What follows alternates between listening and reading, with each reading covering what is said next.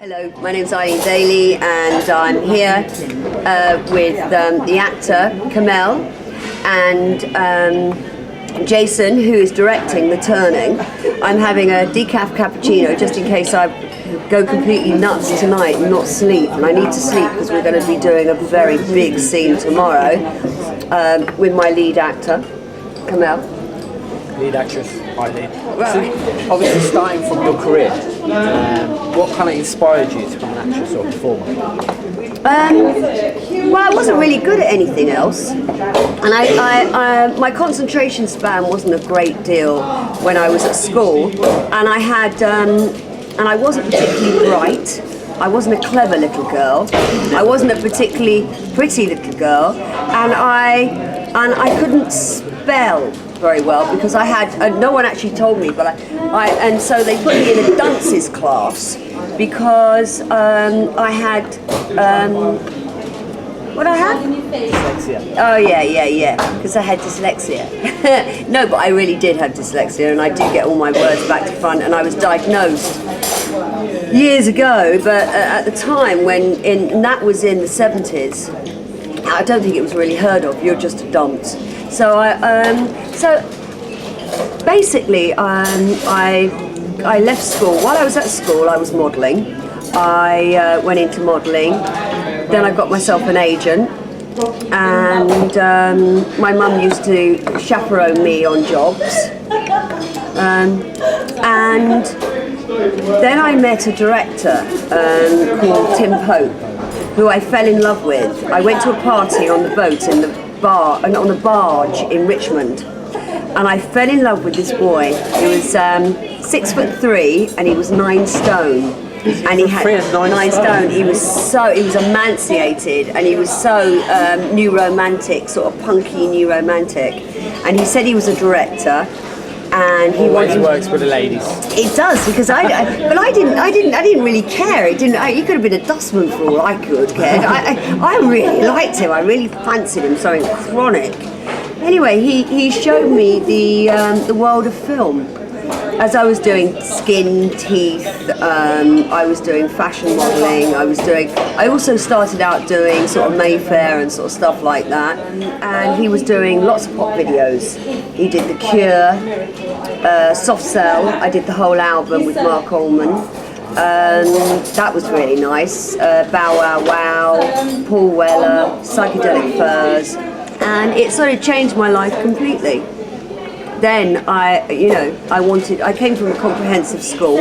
I didn't really think about film. I thought film was for posh people. I met all these people and became a person, rather than a sort of stupid little kid, which I was, a very sort of naive, stupid, and went into the world of film, and I loved it. So what was the first film that you ever did? I don't know. My notes are in the car. It was sort of something really dirty. No, I can't remember. We're gonna get some juicy gossip there. Yeah. No, afraid not. I can't remember, to tell you the truth. I can't remember the first. By my first films, I think I did about 10. I got an agent. I'd done about 10 films, shorts, different little short films. Yeah.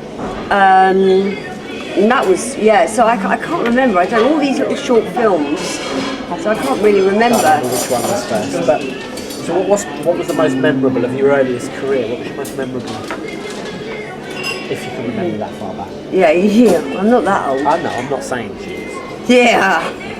I would never say Eileen Daly's old, because she's not. She's younger than me. Yeah, I am. In my head. Yeah. You look young. You look absolutely great. Do I? I am young. I'm only 46. Really? Yeah. Why? You got a problem with that? No, not at all. Oh, good. So no, I'm 36. 26. How do you know? Better than most 26. Just touching on a film that was quite big in your career, Razorblade Smile. Okay. With the fans, it was quite big, wasn't it? And it It got seen more than any other film. Yeah, and it created quite a bit of a buzz, didn't it, on its Well, release? it did. And what was that? What was it like working on? like race-based film, the experience, the overall experience? Ah, the experience. Well, it was terribly cold. It really was cold. The catsuit was. I'm not a great rubber girl. I'm not a rubber sort of like. And the boots took ages to put on. Dina, who was the stylist, was one of my best friends, and it was Jake's girlfriend at the time. And she was wonderful. She was wonderful to work with.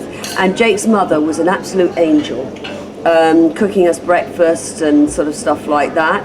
The actors, I just absolutely adore Chris Adamson. Fantastic actor. Fantastic actor, very, very professional. The script was okay. I'd say the script was okay, but we had to make a little bit more of it. And I kind of sort of saw her not as an ordinary sort of. She had to be kind of slightly enhanced as sort of cartoony. To her body movements, I made it kind of a little bit more of a dance. So when she actually did turn her head, it was a gesture. Everything was. Quite primal as well, wasn't it? Yes, because she was hungry, and it was sort of like that, rather than be, hi, just an average. I had to enhance her slightly, and I didn't. It's notable for David Warbeck's last performance, isn't it? Yes, it is, and David Warbeck was there for a day. He turned up to play the forensic. And unknown to us, he was diagnosed with cancer.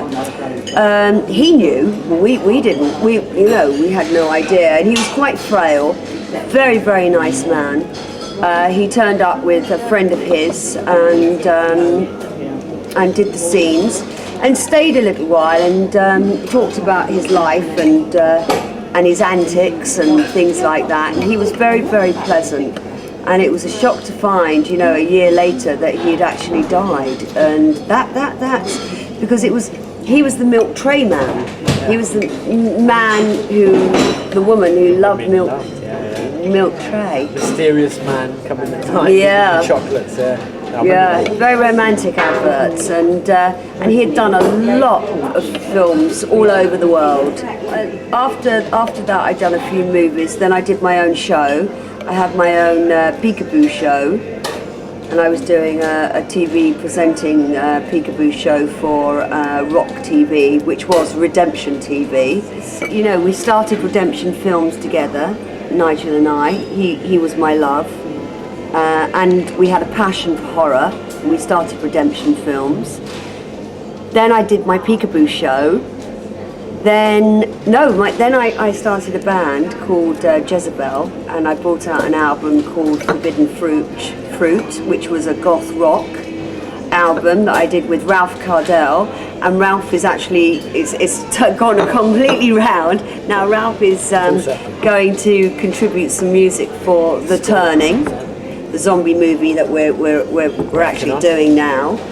And now I'm working on a band that I've been working on for the last 5 years, and it's a glam rock punk band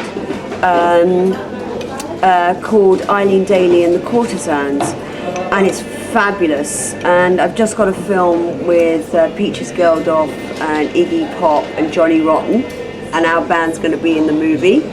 I can't tell you the working title until I actually sign all the. But it's shh. Hush, hush. You heard it here first. And I'm really excited about that. And I'm excited about this movie. I like doing my DVD world, and Dark Side will be coming back. And I do like doing that. Once a month I sit down and I write about young and up and coming directors, filmmakers, all sorts, costume designers, anything that takes my fancy, actresses, anything within film that is low budget horror, I like to exploit. Not me, I like to exploit them for their own purpose, because I think low budget filmmakers need a voice, and that's how I like to do it, and that's what.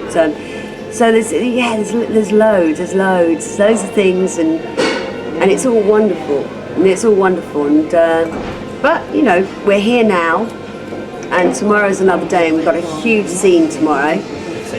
Big scene. I'm looking forward to it though. Being tortured by Eileen. What was it like working on witchcraft? Oh, Elazar's fantastic. Elazar Cabrera is absolutely fantastic. I wouldn't say he's the best director I've ever worked with, because Elazar doesn't hardly open his mouth. He's so quiet and so shy.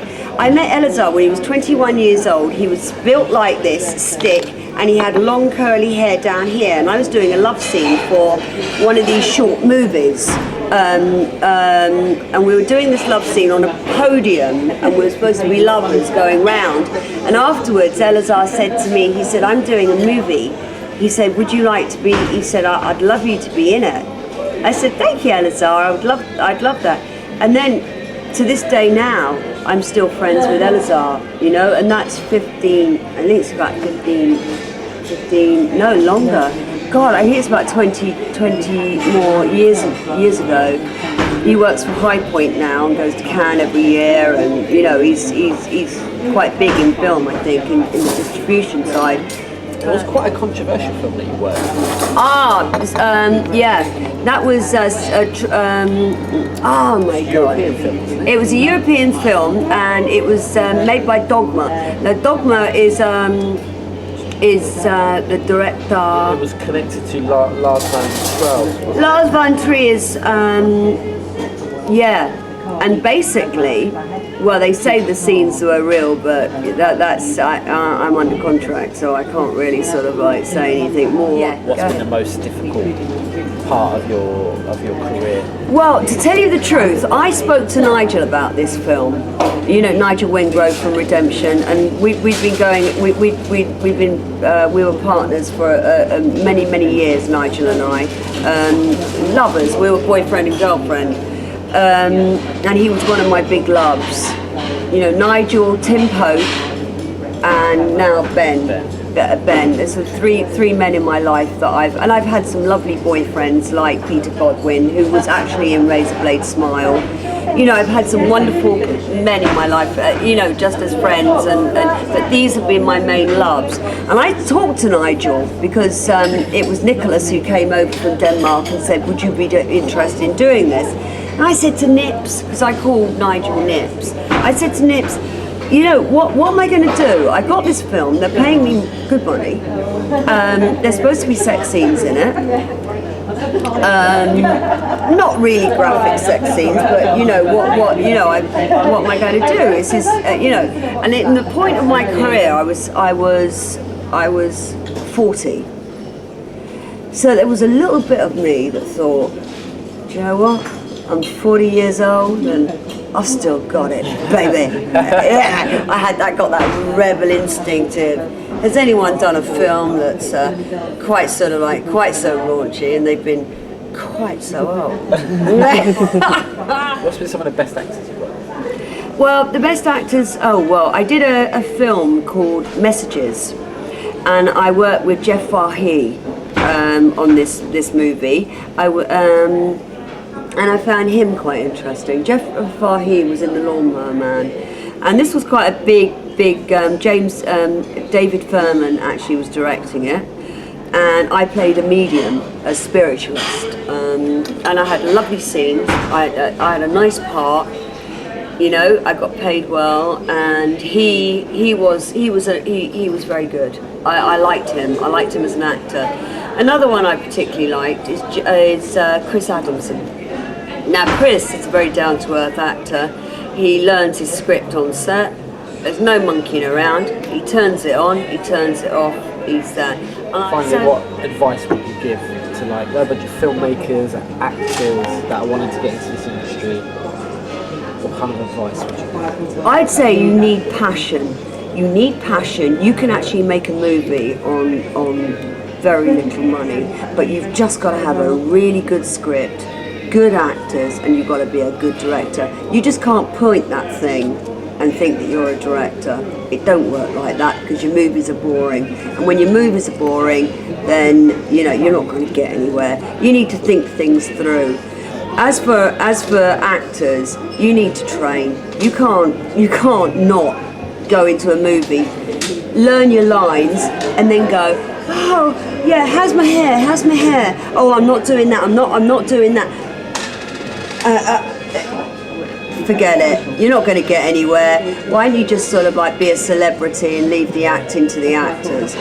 You know, you need to train, you need to get down, you need to be dirty, get down and dirty, you need to be able to do everything and not worry about your hairstyle.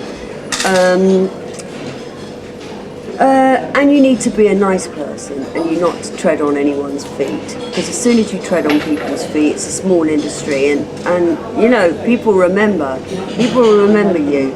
And if you climb over somebody else to get somewhere, people will see it.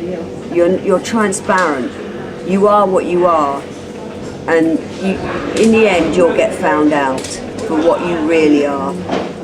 You're not honest, and this business needs honesty. It needs hard work, and it needs dedication. And if you've got that, you don't need long legs, pretty lips, and a sort of like, you know, or you know, look like sort of Charles Manson. You just need to act, and as for directors, just keep doing what you're doing. You'll just get better at it, and if you get better at it, you might get somewhere, you know, and that's all really.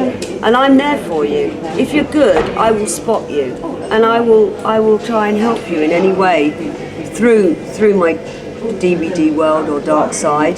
Just give me an email, and I'll just say hi, and I will see what, you know, what's it all about.